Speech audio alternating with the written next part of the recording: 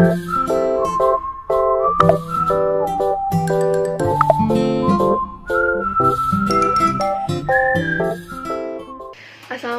warahmatullahi wabarakatuh. Hari ini aku mau ngajak kamu untuk membahas tentang zakat, sedekah, dan infak. Simak terus videonya ya. Seringkali orang yang memiliki kelebihan harta tidak merasa bahwa mereka memiliki tanggung jawab sosial. Padahal dalam Islam sudah diberitahukan bagaimana cara kita menyalurkan harta kita, yaitu dengan cara berzakat, infak, dan sedekah.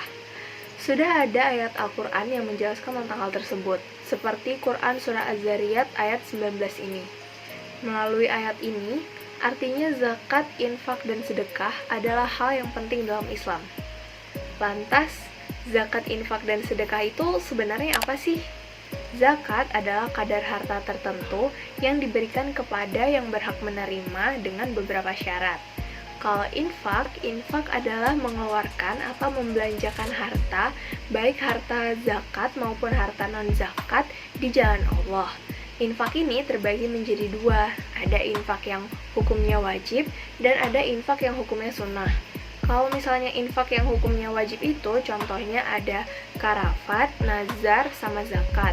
Kalau infak yang hukumnya sunnah ini, contohnya itu infak kepada fakir miskin, sesama muslim, dan infak bencana alam. Sedangkan sedekah ini artinya lebih luas lagi. Sedekah bermakna zakat, infak, dan kebaikan non-materi. Kalian pasti pernah dengar perihal senyum adalah sedekah. Nah, ungkapan ini adalah bentuk contoh dari kebaikan non-materi. Namun, dalam Al-Quran sendiri, infak, zakat, dan sedekah ini memiliki makna yang sama. Hukumnya zakat itu apa sih? Jadi, zakat itu hukumnya wajib ain atau fardu ain. Artinya, zakat merupakan kewajiban yang diberikan untuk seseorang dan tidak bisa dibebankan kepada orang lain. Seluruh ulama Islam juga sudah setuju kalau misalnya zakat ini merupakan kewajiban pokok bagi agama Islam. Sehingga ketika ada orang yang tidak berzakat, maka orang ini akan berdosa, bahkan dianggap murtad atau keluar dari agama Islam. Di dalam Al-Quran, biasanya perintah untuk berzakat ini disandingkan atau dirangkap dengan perintah untuk melaksanakan sholat. Contohnya seperti dalam Al-Quran Surah Al-Baqarah ayat 43 ini. Zakat, infak, dan sedekah tentu saja memiliki tujuan. Tujuannya itu agar harta-harta tersebut tidak hanya beredar di kalangan orang kaya saja. Sedangkan hikmah dari kita melaksanakan zakat, infak, dan sedekah ini adalah untuk membersihkan jiwa orang yang berzakat dari sifat sombong dan kikir, dan juga untuk membersihkan hartanya dari campur baur hak orang lain. Ada 5 keutamaan orang yang mengeluarkan zakat, sedekah, dan infak. Yang pertama, orang tersebut termasuk ke dalam ciri-ciri orang yang bertakwa. Yang kedua, orang tersebut merupakan mukmin yang beruntung. Yang ketiga, orang tersebut mendapatkan rahmat dari Allah Subhanahu wa Ta'ala. Yang keempat, dihilangkan keburukannya. Dan yang kelima, hartanya akan dilipat gandakan oleh Allah Subhanahu wa Ta'ala. Sedangkan bagi orang-orang yang tidak mau mengeluarkan zakat, sedekah, dan infak, maka Allah akan menyiksa mereka di akhirat nanti dengan siksaan yang pedih. Terus harta apa aja sih yang dikenai zakat?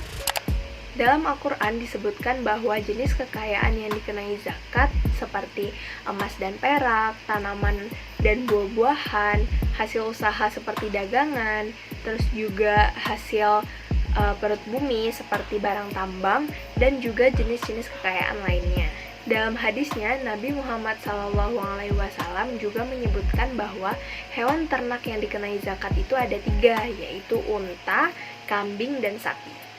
Kemudian, siapa saja golongan penerima zakat?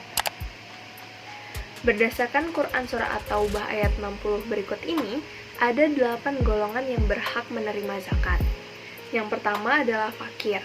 Fakir adalah orang yang tidak memiliki harta untuk menunjang kehidupan dasarnya karena orang tersebut tidak mampu mencari nafkah. Yang kedua ada miskin.